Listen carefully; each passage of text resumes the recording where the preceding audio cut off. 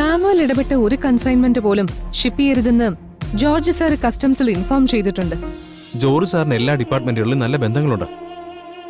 Sir കൊടുത്ത information വെച്ച് എത്രയും പെട്ടെന്ന് വിഗ്രഹങ്ങൾ അവർക്ക് കണ്ടെത്താൻ പറ്റട്ടെ. എന്റെ പേടി അതല്ല കിരൺ. നമ്മൾ ചിന്തിക്കുന്ന എല്ലാ സാധ്യതകളും മേനോനും കൂട്ടരും ചിന്തിക്കില്ലേ?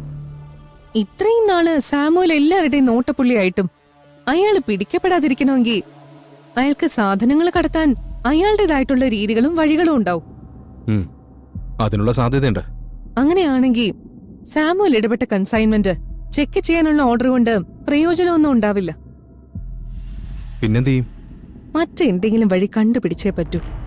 നമ്മുടെ കയ്യിൽ ഇനി സമയം ബാക്കിയില്ല. എന്തെങ്കിലും ഒരു വഴി തെളിഞ്ഞു വരും. ഞാൻ വിളിച്ച് പ്രാർത്ഥിക്കുന്ന ദൈവങ്ങളും എനിക്ക് കാവലായ എന്റെ അമ്മയുടെ ആത്മാവും നമ്മളെ കൈവിടില്ല. ഇന്ന് തന്നെ ഡൗൺലോഡ് ചെയ്യൂ. കാണൂ നിങ്ങളുടെ ഫേവറേറ്റ് ഷോസ്.